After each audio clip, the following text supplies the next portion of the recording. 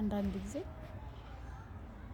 የሰው ልጅ በተቀመጠበት ወንበር ልክ ከፍ ያለ ከመሰለው ወንበሩ በዛ ልክ ራሱን ይመዝናል። በጣም ይሳሳታል። ያንን ነው ይሳሳታል።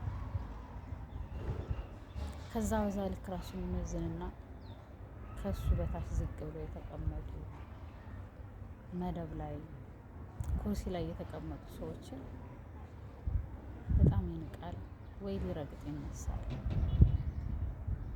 ብዙ ጊዜ የምንሳሳተው እዚህ ላይ ነው። ከፍ ያለን ሲመስለን ከስር ያሉትን ለመርገጥ ይነሳል። ህይወት እንደሚቀየር ትላንት ዛሬ እንደማይሆን የተቀመጥንበት ወንበር ህይወት ሊሆነን እንደማይችል ህይወት ማለት ምን እንደሆነ አለማወቅ። የሰው ልጅ ግን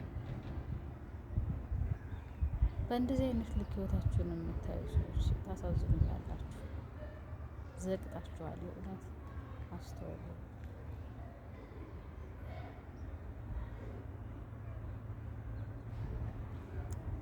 ከወንበር ከልብስ ካረጋችሁት ጫማ አልፋችሁ ልባችሁን ተመልከቱ። የእናንተ ልብ መልካም ሲሆን የሰዎች ሁሉ ልብ ይታያችኋል። ብርሃን የሰው መንገድ አትዝጉ። በሰው መንገድ አትሄዱ። አትለፉ፣ አትቆሙ። ሰው በር ላይ እንዲያልፉ ፍቀዱላቸው። ሲያልፉም አታስቸግሯቸው። እውነት ለመናገር አንዳንዴ የሰዎች ህይወቴ እኛ አይደለም ዝም ብለን ጥልቅ ብለን የእነሱ ምንድን ነው ሀበሻ ነው መሰለኝ ብዙ ጊዜ እንደዚህ አይነት ነገር የሚወደው።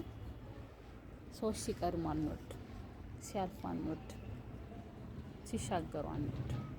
ከኋላ ሲቆሙ እኛ ያለፍን ሲመስለን ብቻ ነው ደስ የሚለው እና ሰዎች እንዲያልፉ መፍቀድ ጥሩ ነው። እነሱን ስታሳልፉ የእናንተው መንገድ ነው የሚከፈተው። ምናልባት እነሱን ስንዘጋቸው ከኛ መንገድ ላይ ነበር የሚቆሙት ይመስለኛል። እኛም በር ነው የሚዘጉት እነሱ አናውቀውም። ግን እነሱ አስበው አይደለም የዘጉ። እኛ ገፍተን እነሱ እንዳልፉ ያቆምንባት መንገድ ላይ የእኛ መንገድ ማለፊያው ይሆናል። እናውቃችሁ አትጠማመዱ። ህይወትን በደንብ አስተውላችሁ ነው። ዝም እያላችሁ ረፉ ሰዎች